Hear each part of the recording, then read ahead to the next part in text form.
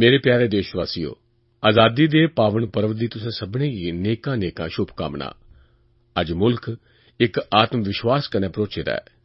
सुखने गी संकल्प दे कन्नै मेहनत दी पराकाष्ठा करी करियै मुल्ख नमीं ऊंचाइयें गी पार करा करदा ऐ। अज्जै दा सूर्योदय इक नमीं चेतना, नमीं उमंग, नमां उत्साह, नमीं ऊर्जा गी लेइयै आया ऐ। मेरे प्यारे देशवासियो, साढ़े देसै च 12 ब'रें च इक बारी नील कुरिंजी दा फुल्ल खिड़दा ऐ। इस ब'रै दक्खन दी नीलगिरियें दी प्हाड़ियें पर साढ़ा नील कुरिंजी दा फुल्ल जि'यां मन्नो तरंगे झंडे दे अशोक चक्र आह्ला लेखा देसै दी आजादी दे पर्व च लहरा करदा ऐ।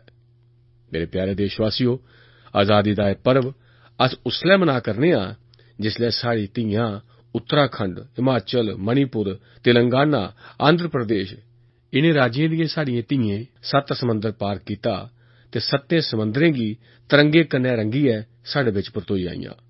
मेरे प्यारे देशवासियो, अस आजादी दा पर्व अज्ज उस बेल्लै मना करने आं। एवरेस्ट विजय तां बड़े होए। नेकां साढ़े वीरें, नेकां साढ़ी धियें एवरेस्ट पर जाइयै तिरंगा फहराया। पर इस आजादी दे पर्व पर इस गल्लै गी चेता करगा जे साढ़े दूर दरेडे जंगलें च जीने आह्ले नन्हे मुन्ने आदिवासी बच्चें इस बारी एवरेस्ट उप्पर तिरंगा झंडा फहराइयै तिरंगे झंडे दी शान होर बधाई दित्ती ऐ। मेरे प्यारे देशवासियो, हुनै लोक सभा राज्य सभा दे सत्र पूरे होए ते तुसें दिक्खेआ होग जे सदन बड़े शैल तरीके कन्नै चले ते इक चाल्ली कन्नै संसद दे सत्र पूरी चाल्ली समाजी न्याय गी समर्पित रेह्। दलित होन, पीड़ित होन, शोषित होन, वंचित होन, महिला होन, उंदे अधिकारें दी राखी करने लेई साढ़ी संसद नै संवेदनशीलता ते सजगता दे कन्नै समाजी न्याय गी होर भी मता तगड़ा बनाया।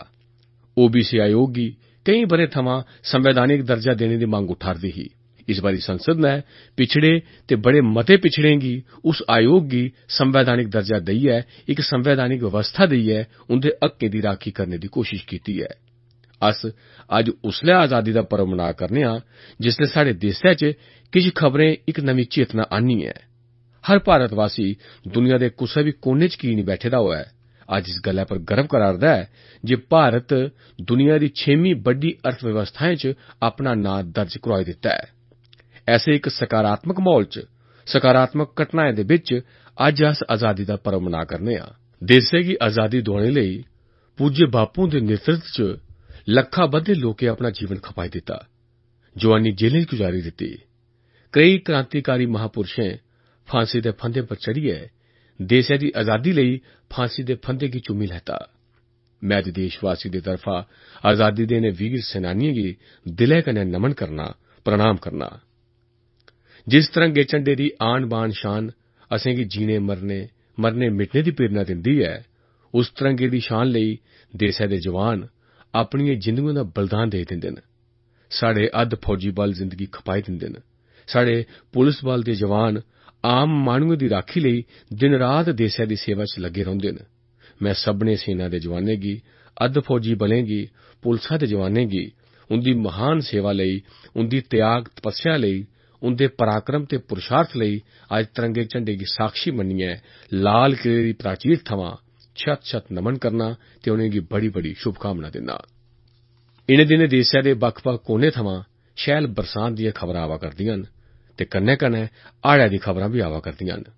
बड़ी मती बरखा ते हाड़ें कारण जेड़े परोआरें गी अपने नेड़मे लोक मुहाने पेई गे, जिनेंगी मुसीबतां झल्लनियां पेइयां न, उंदे सभनें दे प्रति मुल्ख पूरी ताकत दे कन्नै उंदी मदाद लेई खड़ोते दा ऐ ते जिनें अपने गी मुहाया ऐ, उंदे दुखै च मैं उंदे कन्नै आं। मेरे प्यारे देशवासियो, अगली बसाखी साढ़े जलियांवाला बाग दे उस नरसंहार गी 100 ब'रे पूरे होआ करदे न। देसै दे आम लोकें देसै दी आजादी लेई किस चाल्ली कन्नै जान दी बाजी लाई दित्ती ही, जुल्म दियां सीमां किन्नियां बधी चुकी दियां हियां। जलियांवाला बाग साढ़े देसै दे उनें वीरें दे त्याग ते बलिदान दा असेंगी प्रेरणा दा सनेहा दिंदा ऐ। मैं उनें सभनें वीरें गी दिलै कन्नै आदर कन्नै नमन करना।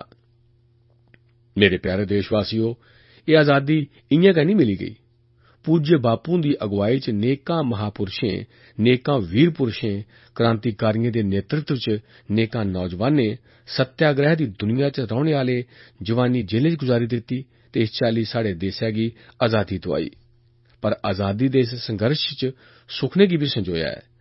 भारत दे भव्य रूप गी बी उनें मनै च अंकित कीता ऐ ते आजादी थमां केईं ब'रे पैह्ले तमिलनाडु दे राष्ट्र कवि सुब्रमण्यम भारती होरें अपने सुखने गी शब्दें च परोया हा ते उनें लिखेआ हा, एल्लारुम अमर निलेई आईडुमनान मुरैयाई इंदिया उलागिरिक्कू अल्लिकुम, यानी भारत पूरी दुनिया दे हर चाल्ली दे बंधनें शा मुक्ति पाने दा रस्ता दस्सोग।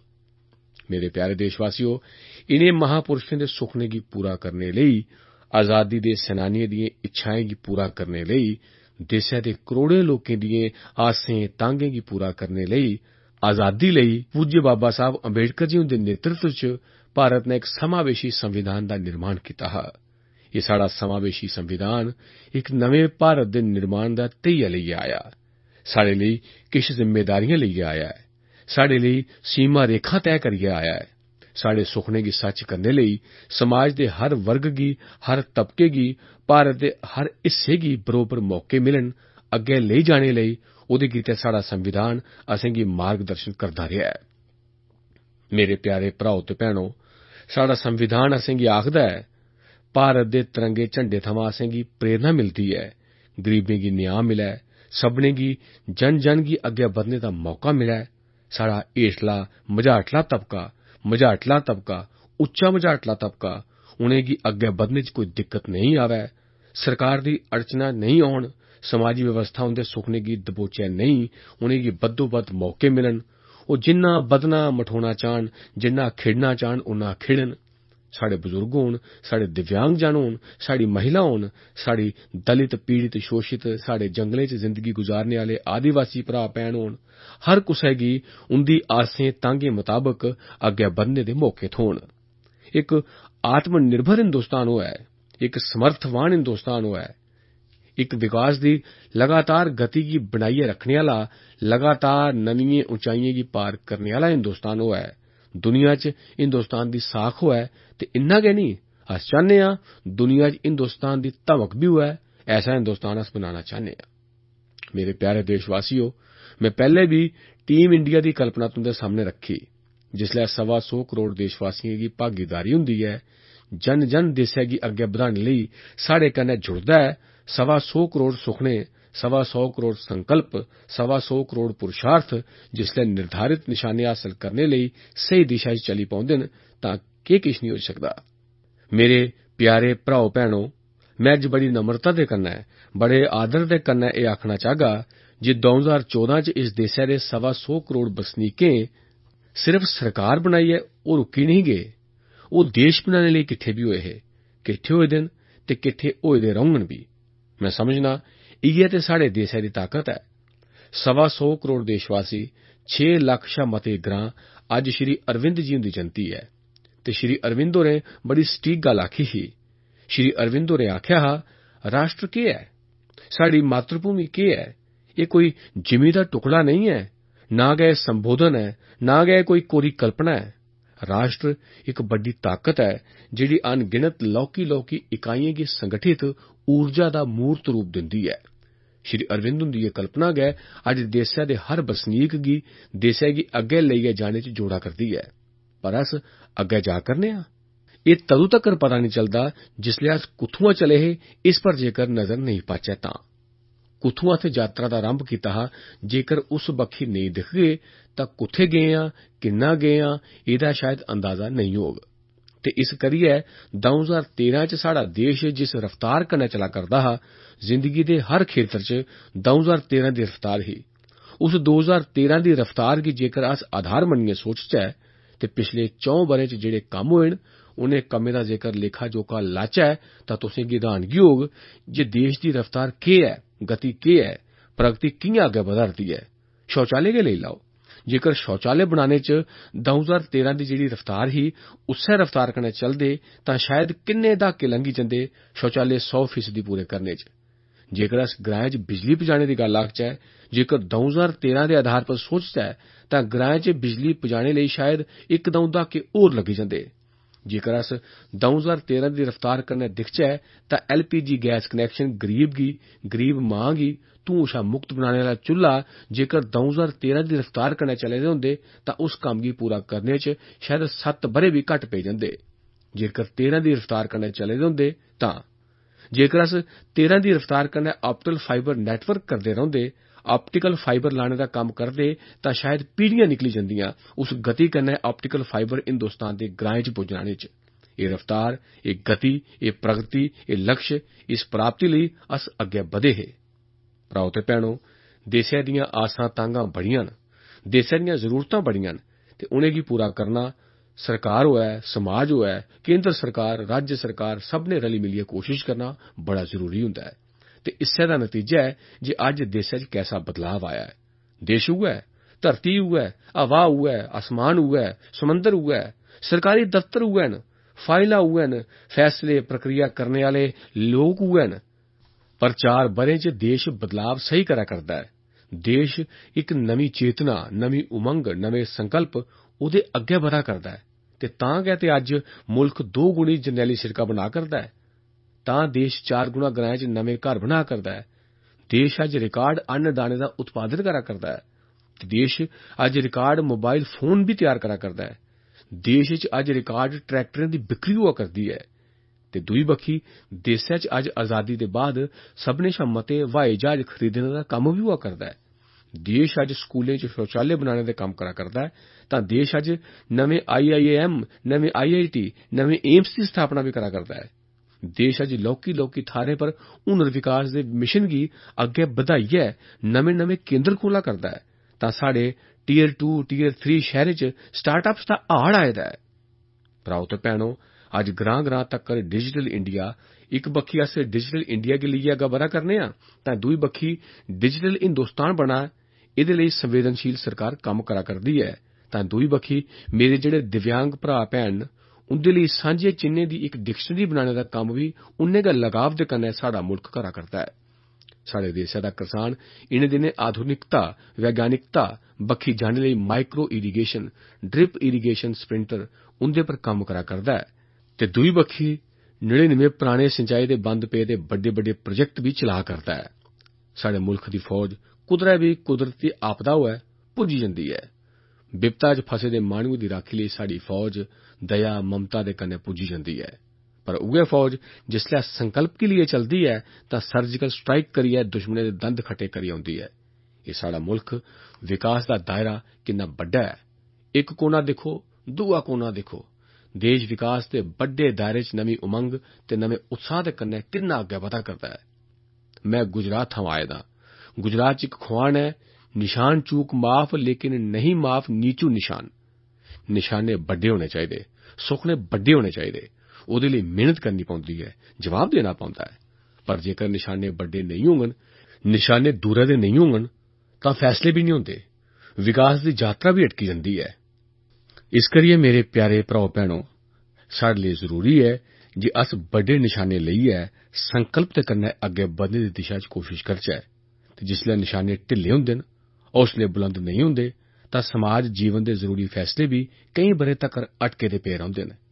MSP दिक्खी लैओ, इस देसै दे अर्थशास्त्री मंग करा करदे हे, किसान संगठन मंग करा करदे हे, किसान मंग करा करदा हा, सियासी दल मंग करा करदे हे जे करसानी गी लागत दा 1.5 गुना MSP मिलना चाहिदा। कई ब'रे थमां चर्चा चला करदी ही, फाइलां चला करदियां हां, अटका दियां हां, लटका दियां हियां, पर असें फैसला लैता, हिम्मत दे कन्नै फैसला लैता जे मेरे देसै दे करसान गी लागत दा 1.5 गुना MSP दित्ता जाग। GST सब्भै चांह्दे हे GST, पर फैसला नहीं होई पांदा हा। फैसला लैने च मेरा अपना राजनीति, चुनां इनें चीजें दा दबाऽ रौंह्दा हा। अज्ज मेरे देसै दे लौह्के बपारियें दी मदद कन्नै, उंदे खुल्लेपन कन्नै, नमेंपन गी स्वीकार करने दे उंदे सुभाऽ दे कारण अज्ज देसै ने GST लागू करी दित्ता। बपारियें च इक नमां विश्वास पैदा होआ। मैं देसै दे बपारियें गी, लौह्के उद्योग करने आह्लें गी GST दे कन्नै शुरू च मुश्कलां औने दे बावजूद भी उसगी गले कन्नै लाया, स्वीकार कीता, मुल्ख अग्गे बधेआ। अज्ज साढ़े देसै दे बैंकिंग खेतर गी ताकतवर बनाने लेई इंसॉल्वेंसी दा कानून ऐ, बैंक करप्सी दा कानून ऐ। कु'नै रोकेआ हा पैह्ले? नेईं हुंदा हा। ਇਹਦੇ ਲਈ ਇੱਕ ਤਾਕਤ ਲੱਗਦੀ ਹੈ, ਦਮ ਲੱਗਦਾ ਹੈ, ਵਿਸ਼ਵਾਸ ਲੱਗਦਾ ਹੈ ਤੇ ਜਨਤਾ ਜਨਾਰਦਨ ਦੇ ਪ੍ਰਤੀ ਪੂਰਾ ਸਮਰਪਣ ਲੱਗਦਾ ਹੈ, ਤਾਂ ਫੈਸਲਾ ਹੁੰਦਾ ਹੈ। ਬੇਨਾਮੀ ਸੰਪत्ति ਦਾ ਕਾਨੂੰਨ ਕੀ ਨਹੀਂ ਲੱਗਦਾ? जिसलै हौसले बुलंद होंदे न, देसै लेई किश करने दा इरादा हुंदा है तां बेनामी संपत्ति दा कानून भी लागू हुंदा है। मेरे देसै दी सेना दे जवान 3-3 4-4 दहाके थमां इक रैंक इक पेंशन दी मंग करा करदे हे। ओह् अनुशासन च रौह्ने कारण आंदोलन नहीं करदे हे, पर आवाज सुना करदे हे, पर कोई नहीं सुनदा हा। एह्दे लेई भी फैसला करना हुंदा है। तुसें असेंगी उस फैसले दी जिम्मेदारी दित्ती, असें उसगी पूरा करी दित्ता। मेरे प्यारे भ्राओ ते भैणो, अस सख्त फैसला लैने दी समर्थ रखने आं की जे देशै दा हित साढ़े आस्तै सभनें शा बड्डा है। दल हित लेई कम्म करने आह्ले अस लोक नहीं आं ते इस्सै लेई अस संकल्प लेइयै चली पेदे आं। मेरे प्यारे भ्राओ ते भैणो, अस कि'यां भुल्ली सकने आं जे अज्ज कुल संसारी अर्थ व्यवस्था दे समें च पूरी दुनिया भारत दी हर गल्ल गी दिक्खा करदी ऐ, आसें मेदें कन्नै दिक्खा करदी ऐ ते इस करियै भारत दी लौह्की लौह्की चीजें गी बड्डी चीजां होऐ तां बी दुनिया बड़ी बरीकी कन्नै दिक्खा करदी ऐ।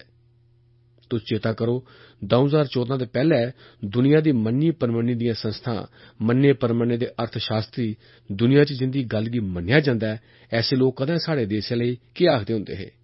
ओह् बी इक जमाना हा जिसलै दुनिया थमां आवाज उठदी ही, विद्वानें दी आवाज उठदी ही जे भारत दी अर्थव्यवस्था जोखम आह्ली ऐ।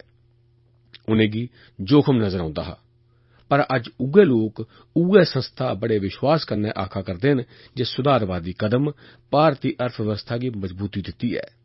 इक समें हा, घरै च होवो जां घरै दे बाह्र, दुनिया रेड टेप दी गल्ल करदी ही, पर अज्ज रेड कारपेट दी गल्ल होआ करदी ऐ।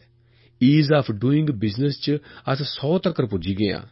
अज्ज पूरी दुनिया इसगी गर्व कन्नै दिक्खा करदी ऐ। ओह् बी इक दौर हा जिसलै दुनिया मन्नियै बैठी दी ही जे भारत मतलब पॉलिसी पैरालिसिस, भारत मतलब डिलेड रिफॉर्म। ओह् गल्ल अस सुनदे हे।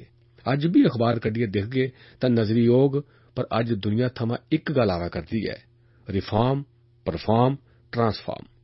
इक दे बाद इक नीतिगत ते समेंबद्ध फैसले दा सिलसिला। ओह् बी इक बेल्ला हा जिसलै दुनिया भारत गी फ्रजाइल 5 च गिनदा हा। दुनिया चिंतित ही जे दुनिया गी डबोने च भारत भी अपनी भूमिका अदा करदा है। फ्रजाइल 5 च साढ़ी गिनतरी होआ करदी ही, पर अज्ज दुनिया आखा करदी है भारत मल्टी ट्रिलियन डॉलरें दी राज पूंजी दी थाह्र बनी गेदा है। मल्टी ट्रिलियन डॉलरें दी राज पूंजी दी थाह्र बनी गेदा है। उत्थुआं गै आवाज बदली गेदी ऐ। मेरे प्यारे भ्राओ भैणो, दुनिया भारत कन्नै जुड़ने दी चर्चा करदे बेल्लै साढ़े ढांचागत विकास दी चर्चा करदी ऐ। कदें बिजली बंद होने कन्नै ब्लैक आउट होई गेआ, उनें दिनें गी चेता करदी ऐ। कदें रुकावटें दी चर्चा करदी ऐ, पर उ'ऐ दुनिया, उ'ऐ लोक, उ'ऐ दुनिया दा मार्गदर्शन करने आह्ले लोक इनें दिनें आखा करदे न, सुत्ते दा हाथी। भारत लेई आखा करदे न, सुत्ते दा हाथी हुन जागी पेदा ऐ, चली पेदा ऐ। सुत्ते दे हाथी ने अपनी दौड़ शुरू कर दित्ती ऐ ते दुनिया दे अर्थशास्त्री आखा करदे न, अंतर्राष्ट्रीय इदारे आखा करदे न जे औने आह्ले 3 दहाकें च, 3 ब'रें च दुनिया दी अर्थ ताकत गी भारत गति देने आह्ला ऐ। भारत दुनिया दे विकास दा इक नवां जरिया बनने आह्ला ऐ। ऐसा विश्वास अज्ज भारत लेई पैदा हुआ है। मेरे प्यारे देशवासियो, अज्ज अंतर्राष्ट्रीय मंच उप्पर भारत दी साख बधी ऐ। नीति निर्धारण करने आह्ले निक्के मुट्टे जेह्ड़े संगठनें च हिंदुस्तान गी थाह्र मिली ऐ, उंदे च हिंदुस्तान दी गल्ल गी सुनेआ जा'रदा ऐ। हिंदुस्तान ओह्दे च दिशा देने च, नेतृत्व देने च अपनी भूमिका अदा करा करदा ऐ। दुनिया दे मंचे उप्पर असें अपनी आवाज गी बुलंद कीता ऐ। मेरे प्यारे देशवासियो, केईं ब'रें थमां जेह्ड़ी संस्थाएं च असेंगी सदस्यता दा इंतजार हा, अज्ज देसै गी दुनिया दी अनगिनत संस्थाएं च थाह्र मिली ऐ। अज्ज भारत पर्यावरण दी चिंता करने आह्ले लेई, ग्लोबल वार्मिंग दी परेशानी लेई चर्चा करने आह्ले लोकें लेई भारत इक मेद दी लोऽ बनेआ ऐ। अज्ज भारत अंतर्राष्ट्रीय सौर गठजोड़ दी पूरी दुनिया च अगुवाई करा करदा ऐ। अज्ज कोई भी हिंदुस्तानी दुनिया च कुतै भी पैर रखदा ऐ तां दुनिया दा हर मुल्ख ओह्दा स्वागत करना चांह्दा ऐ। ओह्दी अक्खीं च इक चेतना आई जंदी ऐ हिंदुस्तान गी दिक्खियै। भारत दे पासपोर्ट दी ताकत बधी गेई ऐ। हर भारतवासी दे आत्मविश्वास ने इक नमीं ऊर्जा, नमीं उमंग लेइयै अग्गै बधने दा संकल्प पैदा कीता ऐ। मेरे प्यारे देशवासियो, दुनिया च कुतै भी जेकर मेरा हिंदुस्तानी विपदा जाए तां अज्ज उसी भरोसा है जे मेरा मुल्ख मेरे पिच्छे खड़ोते दा रौह्ग। मेरा मुल्ख विपदा दी घड़ी च मेरे कन्नै आई जाग ते इतिहास गवाह है पिछले दिनें दियां नेकां घटनां जिंदे कारण अस तुस दिक्खा करने आं। मेरे प्यारे देशवासियो, दुनिया च भी भारत दी बक्खी दिक्खने दा नजरिया जि'यां बदलेआ, उआं गै हिंदुस्तान च जिसलै नार्थ ईस्ट दी चर्चा होंदी ही तां केह् खबरां औंदियां हियां? ओह् खबरां जे लगदा ऐ जे ठीक होग जेकर ऐसियां खबरां नेईं होन। पर अज्ज मेरे भ्राओ ते भैनो, नार्थ ईस्ट इक चाल्ली कन्नै ऐसी खबरें गी लेइयै आवा करदा ऐ जेह्ड़ियां देसै गी बी प्रेरणा देआ'रदियां न। अज्ज खेड्डें दे मैदान च दिक्खो, साढ़े नार्थ ईस्ट दी दमक नजर आवा करदी ऐ। मेरे प्यारे भ्राओ ते भैनो, अज्ज नार्थ ईस्ट दी खबर आवरदी ऐ जे अखीरले ग्रां च बिजली पुज्जी गेई ते पूरी रातीं ग्रां नचदा रेहा। अज्ज नार्थ ईस्ट थमां एह् खबर आवा करदी ऐ। अज्ज नार्थ ईस्ट च जरनैली सिड़कां, रेलवे, हवाई ते जल मार्गें दियां खबरां आवा करदियां न। नार्थ ईस्ट नै इक बक्खी अज्ज बिजली दे ट्रांसमिशन लाइन लाने दा कम्म बड़ी तेजिया कन्नै चला करदा ऐ। अज्ज साढ़े नार्थ ईस्ट दे नौजवान उत्थें बीपीओ खोला करदे न। अज्ज साढ़े शिक्षा इदारे नमें बना करदे न। अज्ज साढ़ा नार्थ ईस्ट आर्गेनिक फार्मिंग दा केंद्र बना करदा ऐ। अज्ज साढ़ा नार्थ ईस्ट खेड यूनिवर्सिटी लेई मेजबानी करा करदा ऐ। भ्राओ ते भैनो, इक समां हा जिसलै नार्थ ईस्ट गी लगदा हा जे दिल्ली बड़ा दूर ऐ। असें 4 ब'रें अंदर अंदर दिल्ली गी नार्थ ईस्ट दे भित्तें पर आह्नियै खड़ा करी दित्ता ऐ। अज्ज साढ़ा मुल्ख 35% आबादी 35 ब'रें दी उमरी दी। अस देसै दे जवानें पर गर्व करा करने आं। देसै दी युवा पीढ़ी पर गर्व करा करने आं। साढ़े देश दे युवाएं अज्ज अर्थ दे सभनें मानदंडें गी बदली दित्ता। तरक्की दे सभनें मानदंडें च नवां रंग भरी दित्ता। कदें बड्डे शैह्रें दी चर्चा होंदी ही। अज्ज साढ़ा मुल्ख टीयर 2, टीयर 3 शैह्रें दी गल्ल करा करदा ऐ। कदें ग्राएं दे अंदर जाइयै आधुनिक खेती च लग्गे दे नौजवानें दी चर्चा होआ करदी ऐ। साढ़े देसै दे नौजवान ने नेचर ऑफ जॉब गी पूरी चाल्ली बदली दित्ता ऐ। स्टार्टअप होऐ, बीपीओ होऐ, ई कामर्स होऐ, मोबिलिटी दा खेतर होऐ, ऐसे नेकां खेतरें गी मेरे देसै दे नौजवान अपनी छाती पर बन्नियै नमियें ऊंचाइयें पर देसै गी लेई जाने दे कम्मै च लग्गे दा ऐ। मेरे प्यारे भ्राओ भैनो, 13 करोड़ मुद्रा लोन बड़ी बड्डी गल्ल ऐ। 13 करोड़ ते ओह्दे च बी 4 करोड़ ओह् लोक न, ओह् नौजवान न जिनें जिंदगी च पैह्ली बारी दोहार कर्जा लैता ऐ ते अपने पैरें पर खड़ोइयै स्वरोजगार पर अग्गै बधा करदा ऐ। एह् अपने आप च इक बदले दे वातावरण दी इक जिंदा जागदी मिसाल ऐ। अज्ज हिंदुस्तान दे ग्राएं च डिजिटल इंडिया दे सुखने गी अग्गै लेई जाने लेई 3 लक्ख, हिंदुस्तान दे अद्धे शा मते ग्राएं च सांझे सुविधा केंद्र मेरे देसै दे नौजवान पुत्तर ते धियां चला करदे न ते हर ग्रां गी, हर नागरिक गी पलक झपकांदे गै दुनिया कन्नै जोड़ने लेई सूचना टेक्नोलाजी दा पूरा इस्तेमाल करा करदे न। मेरे प्यारे भ्राओ भैनो, अज्ज मेरे मुल्ख च ढांचागत विकास ने नमें रूप लेई लैते दे न। रेल दी रफ्तार होऐ, सिड़क, जरनैली सिड़कां होन, नमें हवाई अड्डे होन, इक चाल्ली कन्नै साढ़ा मुल्क बड़ी तेज रफ्तार कन्नै अग्गै बधा करदा ऐ। मेरे प्यारे भ्राओ भैनो, साढ़े देसै दे वैज्ञानिकें देसै दे नां गी रोशन करने च कदें कोई कमी नहीं रखी। दुनिया दे सरबंधै च ते भारत दे सरबंधै च कु'न हिंदुस्तान पर गर्व नेईं करोग? जिसलै मेरे देसै दे वैज्ञानिकें किट्ठे 100 सैटेलाइट गासै च छोड़ियै दुनिया गी हैरान करी दित्ता हा। एह् समर्थ साढ़े वैज्ञानिकें दी ऐ। साढ़े वैज्ञानिकें दा पुरुषार्थ हा मंगलयान दी कामयाबी ते पैह्ली गै कोशिश च कामयाबी। दुनिया दे अंदर साढ़े लोकें मंगल दी कक्षा च प्रवेश कीता, उत्थै तक्कर पुज्जे। एह् अपने आपै च साढ़े वैज्ञानिकें दी सिद्धि ऐ। औने आह्ले किश दिनें च साढ़े इनें वैज्ञानिकें दी कल्पना ते सोच दे चलदे अस नाविक गी लांच करने गी जा करने आं। देसै दे मछेरे, देसै दे आम माह्नुएं गी नाविक दे राहें दिशा दर्शन दा इक बड़ा बड्डा कम्म औने आह्ले किश गै दिनें च अस करगे। मेरे प्यारे देशवासियो, अज्ज इस लाल किले दी प्राचीर परा मैं देशवासियों गी इक खुशखबरी सनाना चाह्न्नां। साढ़ा मुल्ख अंतरिक्ष दी दुनिया च तरक्की करदा आया ऐ, पर असें सुखना दिक्खेआ ऐ, साढ़े वैज्ञानिकें सुखना दिक्खेआ ऐ, साढ़े देसै ने संकल्प कीता ऐ जे 2022 जिसलै आजादी दे 75 ब'रे होङन, उसलै या जेकर होई सकोग तां ओह्दे शा पैह्ले आजादी दा 75 ब'रा मनागे तां मां भारती दी कोई संतान, भाਵੇਂ पुत्तर होऐ या धी, कोई बी होई सकदा ऐ, ओह् अंतरिक्ष च जाग, हत्थै च तिरंगा झंडा लेइयै जाग। आजादी दे 75 ब'रे शा पैह्ले इस सुखने गी पूरा करना ऐ। मंगलयान थमां लेइयै भारत दे वैज्ञानिकें जेह्ड़ी अपनी ताकत दा परिचय कराया ऐ, हून अस मनुक्खै समेत गगनयान लेइयै चलगे ते एह् गगनयान जिसलै अंतरिक्ष च जाग, हिंदुस्तानी लेइयै जाग, हिंदुस्तान दे वैज्ञानिकें दे आसेआ हिंदुस्तान दे पुरुषार्थ राहें होए दा होग, तां उसलै दुनिया दे अंदर अस चौथे मुल्ख बनी जागे जेह्ड़ा मनुक्खै गी अंतरिक्ष च पजाने आह्ला मुल्ख होग। भ्राओ ते भैनो, मैं देसै दे वैज्ञानिकें गी, देसै दे टैक्नीशियनें गी दिलै कन्नै बड़ी बधाई दिन्ना। इस महान कम्मै लेई। भराओ ते भैणो, साढ़ा मुल्ख अज्ज अन्नदाने दे भंडार कन्नै भरोचे दा ऐ। में देसै दे करसानें गी, खेतर मजदूरें गी, राई बाई दे खेतर च कम्म करने आह्ले वैज्ञानिकें गी देसै च राई बाई क्रांति गी कामयाबी कन्नै अगड़ा बधाने लेई दिलै कन्नै बड़ी बड़ी बधाई दिन्ना। पर भराओ ते भैणो, हून समां बदली गेदा ऐ। साढ़े करसान गी भी, कृषि बाजार गी भी कुल संसारी चुनौतियें दा सामना करना पौंदा ऐ। कुल संसारी बाजार दा सामना करना पौंदा ऐ। आबादी बधा'रदी ऐ, जमीन घट्ट होंदी जा'रदी ऐ, तां साढ़ी राई बाई गी आधुनिक बनाना, वैज्ञानिक बनाना, टैक्नोलॉजी दे आधार पर अग्गै लेई जाना, एह् समें दी मंग ऐ ते इस करियै अज्ज साढ़ा पूरा ध्यान राई बाई खेतर च आधुनिकता आह्नने लेई, बदलाव आह्नने गित्तै चला करदा ऐ। असें सुखना दिक्खेआ ऐ करसानें दी औंदन दूनी करने दा। आजादी दे 75 ब'रे होन, करसानें दी औंदन दूनी करने दा सुखना दिक्खेआ ऐ। केईं लोकें गी एह्दे शा शैंकां होंदियां न। बड़ा सुभाविक ऐ। जिनेंगी शैंकां होंदियां न, ओह् स्वाभाविक ऐ। पर अस निशाना लेइयै चले आं तां अस मक्खन उप्पर लकीरां मारने दी आदत आह्ले नेईं आं। अस पत्थर पर लकीर करने दे सुभाऽ आह्ले लोक आं। मक्खन उप्पर लकीर कोई भी करी लैंदा ऐ, पर पत्थर पर लकीर करने लेई परसीना बगाना पौंदा ऐ, योजना बनानी पौंदी ऐ, जी जान कन्नै जुटना पौंदा ऐ। ते इस करियै आजादी दे 75 ब'रे होङन, उसलै तक्कर देसै दे करसानें गी कन्नै लेइयै राई बाई च आधुनिकता आह्नियै राई बाई दे दायरें गी चैड़ा करियै अस अज्ज चला करने आं। कृषि शा लेइयै बाजार तक्कर अस वैल्यू एडिशन करना चाह्न्ने आं।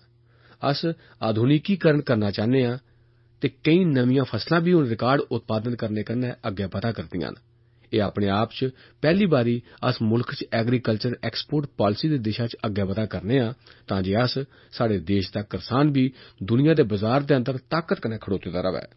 अज्ज नमीं कृषि क्रांति, जैविक खेती, blue revolution, sweet revolution, solar farming, एह् नमें नमें दायरे खुल्ली चुके दे न। इनेंगी लेइयै अग्गै बधना चाह्न्ने आं। खुशी दी गल्ल एह् ऐ जे साढ़ा मुल्ख दुनिया च मच्छी उत्पादन च दूए नंबरै पर पुज्जी गेदा ऐ ते दिखदे गै दिखदे एह् अव्वल नंबरै पर बी पुज्जने आह्ला ऐ। अज्ज शैद दा कोश दूना होई गेदा ऐ। अज्ज गन्ना करसानें लेई खुशी होग ते साढ़े इथेनॉल दा उत्पादन 3 गुणा होई गेदा ऐ। यानी इक चाल्ली कन्नै ग्रामीण अर्थव्यवस्था च जिन्ना कृषि दा महत्व ऐ, उन्ना गै होरनें कारोबारें दा बी ऐ। ते इस करियै अस महिला आप सहायता ग्रुपें दे राहें, अरबें खरबें रपें राहें ग्राएं दे जेह्ड़े संसाधन न, ग्राएं दी जेह्ड़ी समर्थ ऐ, उसगी भी अस अग्गै बधाना चाह्न्ने आं ते उस दिशा च भी अस कोशिश करा करने आं। खादी, पूज्य बापू हुंदा नां ओह्दे कन्नै जुड़े दा ऐ। आजादी थमां लेइयै हुनै तक्कर जिन्नी खादी बेचने दी रिवायत ही, मैं अज्ज नम्रता कन्नै आखना चाह्न्नां, खादी दी बिक्री पैह्ले शा दूनी होई गेई ऐ। गरीब लोकें दे हत्थै च रोजी रुट्टी ऐ। मेरे भ्राओ ते भैणो, सोलर फार्मिंग, मेरे मुल्ख दा करसान और सोलर फार्मिंग दी बक्खी ध्यान देन लगी पेआ ऐ। खेती दे बाद दे समें ओह् सोलर फार्मिंग दे राहें भी बिजली बेचियै कमाई करी सकदा ऐ। साढ़ी हत्थखड्डी चलाने आह्ला व्यक्ति, साढ़े हैंडलूम दी दुनिया दे लोक भी हून रोजी रुट्टी कमान लगी पे न। मेरे भ्राओ भैणो, साढ़े देसै च आर्थिक विकास होऐ, आर्थिक खुशहाली होऐ, पर इनें सभनें दे बावजूद भी मनुक्ख दी गरिमा सभनें शा उप्पर होंदी ऐ। मनुक्ख दी गरिमा दे बिजन देश संतुलित तरीके कन्नै ना जी सकदा ऐ, ना चली सकदा ऐ, ना पढ़ी सकदा ऐ।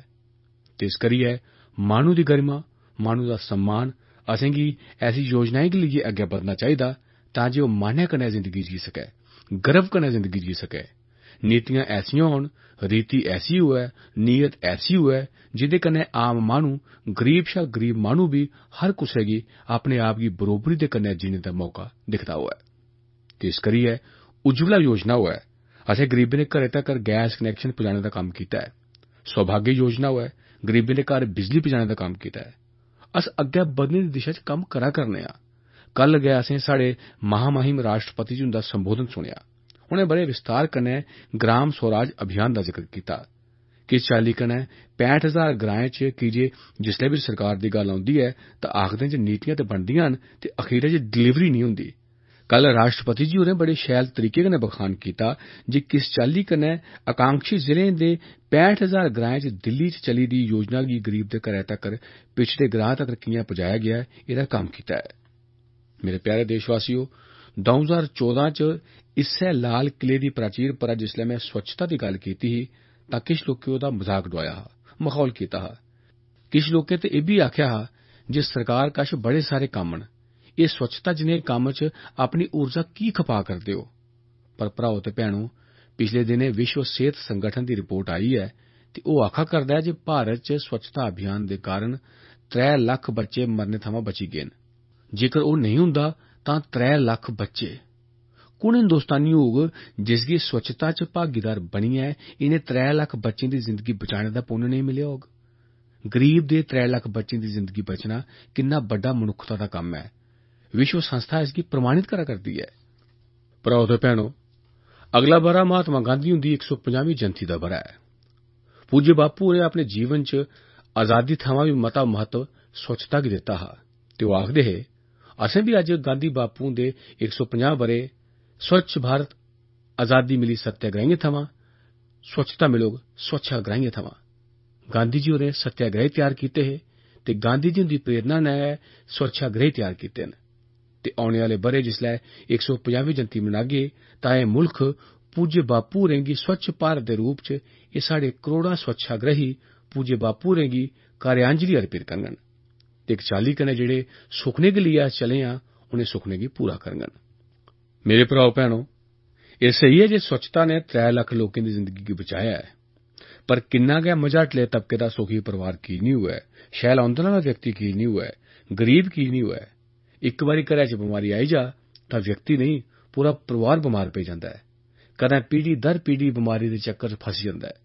देसै दे गरीब शा गरीब माह्नुऐ गी, आम माह्नुऐ गी आरोग्य दी स्हूलत मिलै।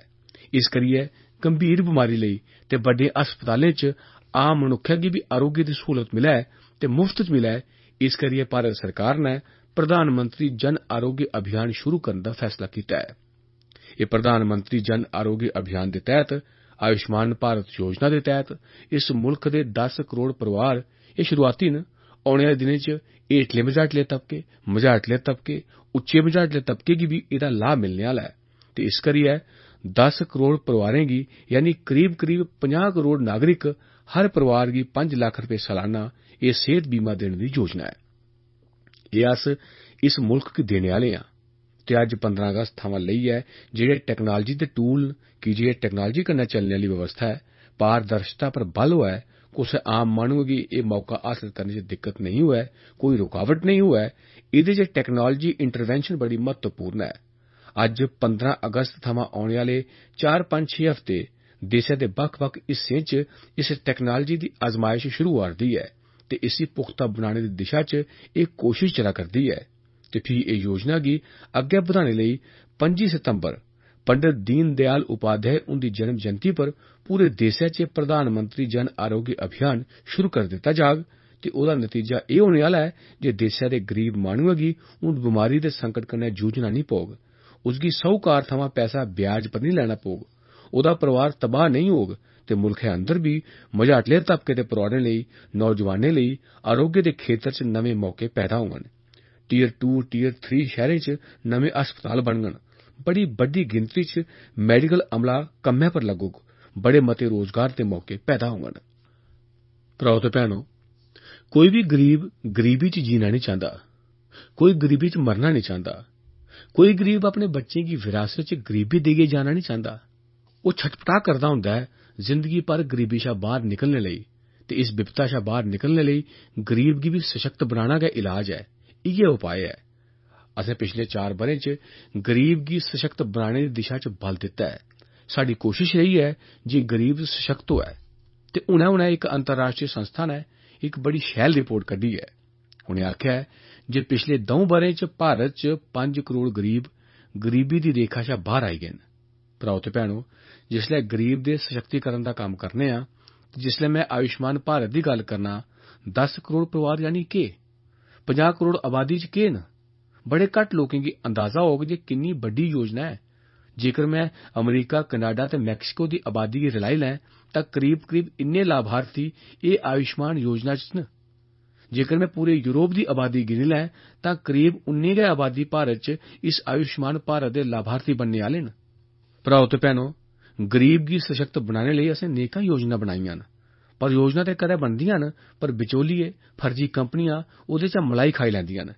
गरीब गी गरीब दा हक नहीं मिलदा। खजाने चा पैसा जंदा ऐ, कागज़ें च योजना नजरी औंदियां न, मुल्ख लटोंदा चली जंदा ऐ ते सरकार अक्खीं मीटियै बैठी नहीं सकदियां ते मैं कदें भी बैठी नहीं सकदा। ते इस करियै भ्राओ ते भैनो, साढ़ी व्यवस्था च आई दिएं विकृतियों गी खत्म करियै देसै दे आम माह्नुएं दे मनै अंदर विश्वास पैदा करना बड़ा जरूरी ऐ। राज्य होन, केंद्र होऐ, मकामी संस्था होन, असें सभनें गी रलियै निभाना होग ते अग्गै बधना होग। तुसें गी सुनियै हैरानगी होग, जिसलै थमां अस इस सफाई अभियान च लग्गे दे आं, चोरियां रोकने दे कम्मै च लग्गे दे आं, 6 करोड़ लाभार्थी सरकारी दफ्तरें च ऐसे हे। कोई उज्जवला योजना दा लाभार्थी हुंदा हा, गैस कनैक्शन दा लाभार्थी, नकली गैस कनैक्शन आला, कोई राशन कार्ड दा लाभार्थी हुंदा हा, कोई वजीफे दा लाभार्थी हुंदा हा, कोई पेंशन दा लाभार्थी हुंदा हा। लाभ मिलदे हे, पर 6 करोड़ लोक ऐसे हे जेह्ड़े कदें पैदा गै नहीं होए, जिंदा कुतै अस्तित्व गै नहीं ऐ, पर उंदे नां पर पैसे जा करदे हे। इनें 6 करोड़ नाएं गी कड्ढना किन्ना बड्डा औखा कम्म होग, किन्ने लोकें गी परेशानी नहीं होई होग। जेड़ा माह्नू पैदा नहीं हुआ, जेड़ा धरतै पर नहीं ऐ, इयां गै फर्जी नां पाइयै पैसे खाई लैते जंदे हे। इस सरकार ने इसगी रोकेआ। भ्रष्टाचार, काला धन, इस सारे कारोबार गी रोकने दी दिशा च असें कम्म कीता। भ्राओ ते भैनो, एह्दा नतीजा केह् आया? करीब 90,000 करोड़ रपेआ। कोई छोटी रकम नहीं ऐ। 90,000 करोड़ रपेआ जेड़ा गलत लोकें दे हत्थें च गलत तरीके कन्नै, गलत कारनामे कन्नै चली जंदा हा, ओह् अज्ज देसै दी तिजोरी च बचे दा ऐ, जेह्ड़े देसै दे आम माह्नुएं दी भलाई दे कम्मै च आवा करदा ऐ। भ्राओ ते भैनो, एह् हुंदा की ऐ? एह् मुल्ख गरीब दी गरिमा लेई कम्म करने आह्ला मुल्ख ऐ। साढ़े मुल्ख दा गरीब मान्नै कन्नै जियै एह्दे लेई कम्म होआ करदा ऐ, पर एह् बचौलिये केह् करदे न? तुसें गी पता होग, बाजार च कनकू दी कीमत 24-25 रपेऽ ऐ, जेल्लै कि राशन कार्ड पर सरकार ओह् कनक 24-25 रपेऽ खरीदियै छड़े 2 रपेऽ च गरीब तक्कर पजांदी ऐ। चौल बाजार च कीमत 30-32 रपेऽ, पर गरीब गी चौल मिलन, इस करियै सरकार 30-32 रपेऽ च खरीदियै 3 रपेऽ च राशन कार्ड आह्ले गरीब तक्कर पजांदी ऐ। यानी 1 किलो कनक कोई चोरी करी लै कुसै गलत फर्जी नां कन्नै, तां उसी 20-25 रपेऽ इयां गै मिली जंदे न। 1 किलो चौल कोई चोरी करी लै तां उसगी 30-35 रपेऽ इयां गै मिली जंदे हे। ते इस्सै कारण एह् फर्जी नाएं पर कारोबार चलदा हा। ते जिसलै गरीब राशन कार्ड दी हट्टी पर जंदा हा, तां ओह् आखदा हा राशन मुक्की गेआ। राशन उत्थुआं निकलियै दूई हट्टी पर चली जंदा हा, तां ओह् 2 रपेऽ कन्नै मिलने आह्ला राशन मेरे गरीब गी 20-25 रपेऽ कन्नै खरीदना पौंदा हा। ओह्दा हक खुस्सी लैता जंदा हा। ते इस करियै हून इस फर्जी कारोबार गी बंद कीता गेआ ऐ। भ्राओ ते भैनो, साढ़े देसै दे करोड़ें गरीबें गी 2 रपेऽ चा 5 रपेऽ च रुट्टी मिलदी ऐ। सरकार ओह्दे लेई इक बड़ा आर्थिक खर्च करा करदी ऐ, पर एह्दा श्रेय सरकार गी नहीं जंदा। ते मैं अज्ज चेचे तौर पर मेरे देसै दे ईमानदार करदाताएं गी आखना चाह्न्नां जे अज्ज जिसलै दपैह्री तुस रुट्टी खागे, तां इक पल आस्तै परोआरै कन्नै बेहियै मेरी गल्लै गी चेता करेओ। मैं अज्ज ईमानदार करदाताएं दे दिलें गी छूह्ना चाह्न्नां, उंदे मन मंदर च मैं नमन करने गी जा करना। मेरे प्यारे देशवासियो, जेड़ा ईमानदार करदाता ऐ, जेड़ा टैक्स भरदा ऐ, मैं तुसें गी यकीन दोआना, जेड़ा ईमानदार माह्नू टैक्स दिंदा ऐ, उंदे पैसे कन्नै एह् योजना चलदियां न। इनें योजनाएं दा पुन्न जेकर कुसै गी मिलदा ऐ, तां ओह् सरकार गी नहीं, मेरे ईमानदार करदाताएं गी मिलदा ऐ। ते इस करियै जिसलै तुस रुट्टी खाने लेई बौंह्दे हो, तां तुस विश्वास करो, तुंदे टैक्स देने दी ईमानदार प्रक्रिया दा नतीजा ऐ जे जिसलै तुस रुट्टी खा करदे हो, तां उस्सै बेल्लै 3 गरीब परोआर बी रुट्टी खा करदे न, जेह्दा पुन्न ईमानदार करदाता गी मिलदा ऐ ते गरीब दा ढिड्ड भरोचदा ऐ। मेरे प्यारे देशवासियो, देसै च टैक्स नेईं भरने दी हवा बनाई जा करदी ऐ, पर जिसलै करदाता गी पता चलदा ऐ जे ओह्दे टैक्स कन्नै भाਵੇਂ ओह् अपने घरै च बैठे दा ऐ, एयर कंडीशन कमरे च बैठे दा ऐ, पर ओह्दे टैक्स कन्नै उस्सै बेल्लै 3 गरीब परोआर अपना ढिड्ड भरा करदे न, एह्दे शा बड्डा जीवन दा संदोख केह् होई सकदा ऐ? एह्दे शा मता मनै गी पुन्न होर केह् होई सकदा ऐ? भ्राओ ते भैनो, अज्ज मुल्ख ईमानदारी दा उत्सव लेइयै अग्गै बधा करदा ऐ ते ईमानदारी दा उत्सव लेइयै चला करदा ऐ। देसै च 2013 तक्कर सिद्धा टैक्स देने आह्लें दी गिनतरी 4 करोड़ ही, यानी पिछले 70 ब'रें दी साढ़ी गतिविधि दा नतीजा हा जे देसै च सिद्धा टैक्स देने आह्ले 4 करोड़ लोक हे। पर भ्राओ ते भैनो, एह् 4 करोड़ शा बी घट्ट 2013 तक्कर ते अज्ज एह् गिनतरी करीब 2 गुनी होइयै 7.25 करोड़ होई गेई ऐ। कुत्थै 3, 3.5, 4 करोड़ ते कुत्थै 7.25 करोड़। एह् ईमानदारी दी जींदी जागदी मिसाल ऐ। देश ईमानदारी आह्ली बक्खी चली पेदा ऐ। अप्रत्यक्ष टैक्स 70 ब'रें च साढ़े मुल्ख च जिन्ने अप्रत्यक्ष टैक्स दे उद्यमी जुड़े हे, ओह् 70 ब'रें च 70 लक्ख दा आंकड़ा पुज्जेआ। 70 ब'रें च 70 लक्ख। पर छड़ा जीएसटी होने दे बाद पिछले इक ब'रे च 70 लक्ख दा आंकड़ा 1 करोड़ 16 लक्ख पर पुज्जी गया। भ्राओ ते भैणो, मेरे देसा दा हर व्यक्ति अज्ज ईमानदारी दे उत्सव च अग्गै आवा करदा है। जेह्ड़े बी अग्गै आवा करदे न, मैं उनेंगी नमन करना। जेह्ड़े अग्गै जाना चांह्दे न, मैं उनेंगी यकीन दोआना चाह्न्ना, हून मुल्ख परेशानियों कोला मुक्त गौरवपूर्ण करदाताएं दा जीवन बनाने लेई वचनेबद्ध ऐ। मैं करदाताएं गी यकीन दोआना चाह्न्ना जे तुस देसै गी बनाने च योगदान देआ करदे हो। तुंदी परेशानियां साढ़ियां परेशानियां न। अस तुंदे कन्नै खड़ोते दे आं की जे तुंदे योगदान कन्नै असें देसै गी अग्गै बधाना ऐ। ते इस करियै भ्राओ ते भैणो, अस काला धन ते भ्रष्टाचार गी माफ नहीं करगे। किन्नी गै आफतां की निं होन, इस रस्ते गी मैं छोड़ने आह्ला नहीं आं। मेरे प्यारे देशवासियो, की जे देश गी सिनक आह्ला लेखा इनें बमारियें तबाह करी रक्खे दा ऐ। ते इस करियै तुसें दिक्खेआ होग, हून दिल्ली दे गलियारें च पावर ब्रोकर नजरी नहीं औंदे। जेकर दिल्ली च कोई गूंज सनोचदी ऐ तां ओह् कुंवर दी गूंज सनोचदी ऐ। वक्त बदली चुके दा ऐ। असें मुल्ख च किश लोक अपने घरें च बेहियै आखदे हे, ओह् मैं सरकार दी ओह् नीति बदली देगा, इ'यां कर देगा, उ'आं कर देगा। उंदी सारियां हट्टियां बंद होई गेइयां न। भ्राओ ते भैणो, भ्रा भतीजावाद गी असें खत्म करी दित्ता ऐ। मेरे बगाने आह्ली रिवायतें गी असें खत्म करी दित्ता ऐ। खुजखोरी करने आह्लें खलाफ सख्त कारवाई होआ करदी ऐ। लगभग 3 लक्ख, एह् आंकड़ा छोटा नहीं ऐ, 3 लक्ख संदिग्ध कंपनियें पर ताले लगी गेदे न। उंदे डायरैक्टरें पर पाबंदियां लाई दित्तियां गेदियां न। भ्राओ भैणो, ते अज्ज असें प्रक्रियाएं गी पारदर्शी बनाने लेई ऑनलाइन प्रक्रिया चालू कीतियां न। असें आईटी टैक्नोलोजी दा इस्तेमाल कीता ऐ ते ओह्दा नतीजा ऐ जे अज्ज पर्यावरण इक समें हा जिसलै पर्यावरण दी मंजूरी मतलब भ्रष्टाचार दे प्हाड़ चढ़दे जाओ तां जाइयै मिलदी ही। भ्राओ ते भैणो, असें उसी पारदर्शी करी दित्ता ऐ, ऑनलाइन करी दित्ता ऐ। कोई भी माह्नू उसगी दिक्खी सकदा ऐ ते भारत दे संसाधनें दा ठीक इस्तेमाल होऐ, इस पर अस कम्म करा करने आं। भ्राओ ते भैणो, अज्ज साढ़े आस्तै गर्व दा विशे ऐ जे साढ़े मुल्क च अज्ज सुप्रीम कोर्ट च 3 महिला जज बैठी दियां न। कोई भी भारती जनानी गर्व करी सकदी ऐ जे भारत दे सुप्रीम कोर्ट च 3 महिला न्यायाधीश अज्ज साढ़े मुल्क गी न्याय देआ करदियां न। भ्राओ ते भैणो, मिगी गर्व ऐ जे आजादी दे बाद एह् पैह्ली कैबिनेट ऐ जेह्दे च सभनें शा मती महिलाएं गी थाह्र मिली ऐ। भ्राओ ते भैणो, मैं अज्ज इस मंच उप्परा मेरी किश धियां, ब्हादर धियें गी खुशखबरी देना चाह्न्नां। भारतीय सशस्त्र सेनाएं च शार्ट सर्विस कमीशन दे राहें नियुक्त महिला अधिकारियें गी शार्ट सर्विस कमीशन दे राहें महिला अधिकारियें गी मर्द अधिकारियें दे बरोबर पारदर्शी ताल प्रक्रिया राहें स्थाई कमीशन दी मैं अज्ज घोषणा करना चाह्न्नां।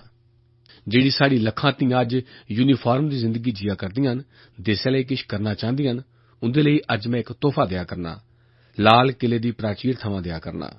देसै दी महिलां ते शक्तिशाली भारत दे निर्माण च मूंढे कन्नै मूंढा मलाइयै चला करदियां न। साढ़ी मां भैनें दा गर्व, उंदा योगदान, उंदी समर्थ अज्ज मुल्ख एह्दा अनुभव करा करदा ऐ।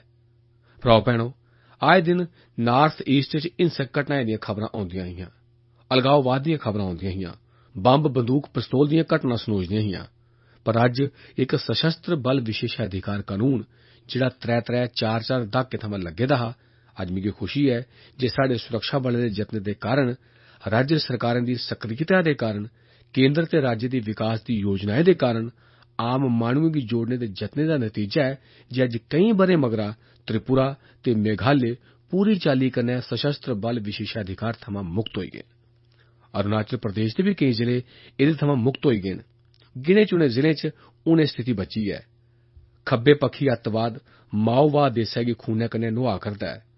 आए दिन हिंसा दियां वारदातां करना, नस्सी जाना, जंगलें च छप्पी जाना, पर लगातार साढ़े सुरक्षा बलें दी कोशिशें दे कारण, विकास दी नमीं योजनाएं दे कारण, आम लोकें गी जोड़ने दे जतनें दे कारण जेह्ड़ा खब्बे पक्खी अत्तवाद 126 जिलें च मौत दे साए च जीने लेई मजबूर करा करदा हा, अज्ज ओह् घट्ट होइयै करीब 90 जिलें तक्कर आई गेआ ऐ।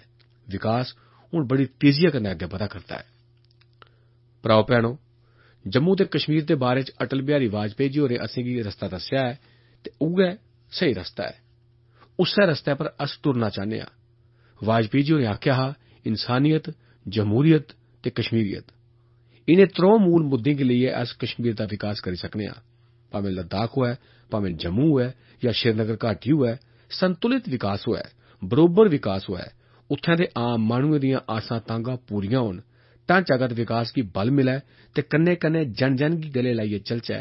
इस्सै भावना दे कन्नै अस अग्गै बधना चाह्न्ने आं। अस गोली ते गाली दे रस्ते पर नेईं, गले लाइयै मेरे कश्मीर दे देश भक्ति कन्नै जीने आह्ले लोकें दे कन्नै अग्गै बधना चाह्न्ने आं। भ्राओ भैणो, सिंचाई दी परियोजना अग्गै बधा करदियां न। IIT, IIM, एम्स दा निर्माण कम्म तेजिया कन्नै चला करदा ऐ। डल झील दे पुनर्निर्माण दा नमें सिरेआ संजाने संवारने दा कम्म बी अस चला करने आं। सभनें थमां बड्डी गल्ल ऐ, औने आह्ले दिनें च जम्मू कश्मीर दे ग्रां दा हर इंसान मेरे थमां इक ब'रे शा मंग करा करदा ऐ। उत्थें दे पंच सैकड़ें दी तदाद च मेरे कन्नै आइयै मिलदे हे ते ओह् मंग करा करदे हे जे जम्मू कश्मीर च असेंगी पंचैतें दे मुकामी निकाएं दे चुनाव करवाओ। कुसै न कुसै वजह करी ओह् रुके दे हे। मिगी खुशी ऐ जे औने आह्ले किश दिनें च गै, म्हीनें च गै जम्मू कश्मीर च ग्राएं दे लोकें गी अपना हक जताने दा मौका मिलोग, अपनी व्यवस्था आपूं खड़ी करने दा मौका मिलोग। हून ते भारत सरकार थमां इन्नी बड्डी मात्रा च जेह्ड़े पैसे सिद्धे ग्रां दे कोल जंदे न, तां ग्रां गी अग्गै बधाने लेई उत्थें दे चुने दे पंच दे कोल ताकत औग। इस करियै नेड़मे भविक्ख च पंचैतें दे चुनाव होन, मुकामी नगर निकाएं दे चुनाव होन, इस दिशा च अस अग्गै बधा करने आं। भ्राओ भैणो, असें देसै गी नमियें ऊंचाइयें पर लेई जाना ऐ। साढ़ा मंत्र रेहा ऐ सबका साथ, सबका विकास। कोई फर्को-फर्की नहीं, कोई मेरा तेरा नहीं, कोई अपना बेगाना नहीं, कोई भ्रा भतीजावाद नहीं, सभनें दा साथ यानी सभनें दा साथ। ते इस करियै अस ऐसे लक्ष्य तैऽ करियै चलने आं। ते मैं अज्ज फ्ही इक बारी इस तिरंगे झंडे दे हेठ खड़े होइयै लाल किले दी प्राचीर परा करोड़ां बद्दे देशवासियें गी उनें संकल्पें गी दोहराना चाह्न्नां, उनें संकल्पें दा उद्घोष करना चाह्न्नां जेह्दे लेई अस अपने आपै गी खपाई देने गित्तै बी त्यार आं। हर भारती दे कोल अपना घर होऐ, हाउसिंग फॉर ऑल। हर घरै कश बिजली कनैक्शन होऐ, पावर फॉर ऑल। हर भारती गी धूं थमां मुक्ति मिलै रसोई च, ते इस करियै कुकिंग गैस फॉर ऑल। हर भारती गी जरूरत दे मताबक पानी मिलै, ते इस करियै वाटर फॉर ऑल। हर भारती गी शौचालय मिलै, ते इस करियै सैनिटेशन फॉर ऑल। हर भारती गी कुशलता मिलै, ते इस करियै स्किल फॉर ऑल। हर भारती गी शैल ते सस्ती सेहत सेवा मिलन, इस करियै हेल्थ फॉर ऑल। हर भारती गी सुरक्षा मिलै, सुरक्षा दा बीमा सुरक्षा कवच मिलै, इस करियै इंश्योरेंस फॉर ऑल। हर भारती गी इंटरनेट दी सेवा मिलै, इस करियै कनेक्टिविटी फॉर ऑल। इस मंत्र गी लेइयै अस मुल्खै गी अग्गै बधाना चाह्न्ने आं। मेरे प्यारे भ्राओ भैणो, लोग मेरे लेई बी केईं गल्लां करदे न, पर जो किश बी आखेआ जंदा होऐ, मैं अज्ज सार्वजनिक रूप कन्नै किश चीजें गी स्वीकार करना चाह्न्नां जे मैं बेसबर आं, की जे केईं मुल्ख साढ़े थमां अग्गै निकली चुके दे न। मैं बेसबर आं, मेरे मुल्ख गी इनें सभनें मुल्खें थमां अग्गै लेइयै जाने गित्तै बेचैन आं। मैं बेचैन आं मेरे देशवासियो, मैं बेसबर बी आं, मैं बेचैन बी आं। मैं बेचैन आं की जे साढ़े मुल्खै दे बच्चें दे विकास च कुपोषण इक बड़ी बड्डी रुकावट बने दा ऐ, इक बड़ी बड्डी अड़चन बने दा ऐ। मैं अपने मुल्ख गी कुपोषण थमां मुक्त कराना चाह्न्नां, इस करियै मैं बेचैन आं। मेरे देशवासियो, मैं व्याकुल आं तां जे गरीब तक्कर पूरा सेहत कवर पुजाया जाई सकै। एह्दे लेई मैं बेचैन आं तां जे मेरे देश दा आम माह्नू बी बमारी कन्नै लड़ी सकै, भिड़ी सकै। भ्राओ भैणो, मैं व्याकुल बी आं, मैं व्यग्र बी आं। मैं व्यग्र आं तां जे अपने बसनीक गी quality of life, ease of living दा मौका हासिल होऐ, ओह्दे च बी सुधार आवै। मेरे प्यारे देशवासियो, मैं व्याकुल बी आं, मैं व्यग्र बी आं, मैं अधीर बी आं, की जे जेह्ड़ी चौथी औद्योगिक क्रांति ऐ, जेह्ड़ी ज्ञान दे अधिष्ठान पर चलने आह्ली चौथी औद्योगिक क्रांति ऐ, उस चौथी औद्योगिक क्रांति दा नेतृत्व IT जेह्दी उंगलियों पर ऐ, मेरा देश ओह्दी अगुवाई करै, ओह्दे लेई मैं अधीर आं। मेरे प्यारे देशवासियो, मैं आतुर आं की जे मैं चाह्न्नां जे देश अपनी समर्थ ते संसाधनें दा पूरा लाह ठोआ ते दुनिया च गर्व दे कन्नै अस अग्गै बधचै। मेरे प्यारे देशवासियो, अस जो अज्ज आं, कल ओह्दे थमां बी अग्गै बधना चाह्न्ने आं। असेंगी ठहराव मंजूर नेईं ऐ, असेंगी रुकना मंजूर नेईं ऐ, ते झुकना ते साढ़े स्वभाव च गै नेईं ऐ। एह् मुल्ख ना रुकोग ना झुकोग, एह् मुल्ख ना थक्कोग। असें नमियें ऊंचाइयें पर अग्गै चलना ऐ, लगातार तरक्की करदे चलना ऐ। भ्राओ भैणो, वेद थमां मौजूदा समें तक्कर दुनिया दी सभनें थमां पुरानी विरासत दे अस धनी आं। साढ़े उप्पर इस विरासत दा आशीर्वाद ऐ, उस विरासत दा जेह्ड़ा साढ़े आत्म विश्वास दी बदौलत ऐ। उसगी लेइयै अस भविक्ख च होर अग्गै बधना चाह्न्ने आं। ते मेरे प्यारे देशवासियो, अस छड़ा भविक्ख दिक्खने तक्कर रौह्ना नहीं चाह्न्ने आं, पर भविक्ख दी उस चोटी पर बी पुज्जना चाह्न्ने आं। भविक्ख दी चोटी दा सुखना लेइयै अस चलना चाह्न्ने आं। ते इस करियै मेरे प्यारे देशवासियो, मैं तुसेंगी इक नमीं मेद, इक नमीं उमंग, इक नमां विश्वास, देश ओह्दे कन्नै गै चलदा ऐ, देश उस्सै कन्नै गै बदलदा ऐ। ते इस करियै मेरे प्यारे देशवासियो, ਆਪਣੇ ਮਨ 'ਚ ਇੱਕ ਲਕਸ਼ ਲਈਏ, ਆਪਣੇ ਮਨ 'ਚ ਇੱਕ ਲਕਸ਼ ਲਈਏ, ਮੰਜ਼ਿਲ ਆਪਣੀ ਪ੍ਰਤੱਖ ਲਈਏ, ਆਪਣੇ ਮਨ 'ਚ ਇੱਕ ਲਕਸ਼ ਲਈਏ, ਮੰਜ਼ਿਲ ਆਪਣੀ ਪ੍ਰਤੱਖ ਲਈਏ। ਅਸ ਤਰੋੜਾ ਕਰਨੀਆਂ ਜ਼ੰਜੀਰਾਂ, ਅਸ ਤਰੋੜਾ ਕਰਨੀਆਂ ਜ਼ੰਜੀਰਾਂ, ਅਸ ਬਦਲਾ ਕਰਨੀਆਂ ਤਸਵੀਰਾਂ। ਇਹ ਨਵਾਂ ਯੁੱਗ ਹੈ, ਇਹ ਨਵਾਂ ਯੁੱਗ ਹੈ, ਇਹ ਨਵਾਂ ਭਾਰਤ ਹੈ, ਇਹ ਨਵਾਂ ਯੁੱਗ ਹੈ, ਇਹ ਨਵਾਂ ਭਾਰਤ ਹੈ। ਆਪੂ ਲਿਖ ਕੇ ਆਪਣੀ ਤਕਦੀਰ, ਅਸ ਬਦਲਾ ਕਰਨੇ ਆ ਤਸਵੀਰ। ਆਪੂ ਲਿਖ ਕੇ ਆਪਣੀ ਤਕਦੀਰ, ਇਹ ਨਵਾਂ ਯੁੱਗ ਹੈ, ਨਵਾਂ ਭਾਰਤ ਹੈ। ਅਸ ਨਿਕਲੀ ਪੈਦਿਆਂ, ਅਸ ਨਿਕਲੀ ਪੈਦਿਆਂ ਪ੍ਰਣ ਕਰੀਏ, ਅਸ ਨਿਕਲੀ ਪੈਦਿਆਂ ਪ੍ਰਣ ਕਰੀਏ। ਆਪਣਾ ਤਨ ਮਨ ਅਰਪਣ ਕਰੀਏ, ਆਪਣਾ ਤਨ ਮਨ ਅਰਪਣ ਕਰੀਏ। ਜ਼ਿੱਦ ਹੈ, ਜ਼ਿੱਦ ਹੈ, ਜ਼ਿੱਦ ਹੈ, ਇੱਕ ਸੂਰਜ ਉਗਾਣਾ ਹੈ। ਜ਼ਿੱਦ ਹੈ, ਇੱਕ ਸੂਰਜ ਉਗਾਣਾ ਹੈ। ਗਾਸਾ ਥਮਾਂ ਉੱਚਾ ਜਾਣਾ ਹੈ, ਗਾਸਾ ਥਮਾਂ ਉੱਚਾ ਜਾਣਾ ਹੈ। ਇੱਕ ਭਾਰਤ ਨਵਾਂ ਬਣਾਉਣਾ ਹੈ, ਇੱਕ ਭਾਰਤ ਨਵਾਂ ਬਣਾਉਣਾ ਹੈ। ਮੇਰੇ ਪਿਆਰੇ ਦੇਸ਼ਵਾਸੀਓ, ਫੇਰ ਇੱਕ ਵਾਰੀ ਆਜ਼ਾਦੀ ਦੇ ਪਾਵਨ ਪਰਬ ਉੱਪਰ ਤੁਸੀਂ ਕੀ ਨੇਕਾਂ ਸ਼ੁਭ ਕਾਮਨਾ ਦਿੰਦੇ ਹੋਈ ਆਓ ਜੈ ਹਿੰਦ ਦੇ ਮੰਤਰ ਦੇ ਕੰਨੇ ਉੱਚੀ ਆਵਾਜ਼ 'ਚ ਮੇਰੇ ਕੰਨੇ ਬੋਲੋ, ਜੈ ਹਿੰਦ, ਜੈ ਹਿੰਦ, ਜੈ ਹਿੰਦ। ਭਾਰਤ ਮਾਤਾ ਦੀ, ਭਾਰਤ ਮਾਤਾ ਦੀ, ਭਾਰਤ ਮਾਤਾ ਦੀ ਜੈ। ਵੰਦੇ ਵੰਦੇ ਵੰਦੇ ਵੰਦੇ ਵੰਦੇ ਮਾਤਰਮ।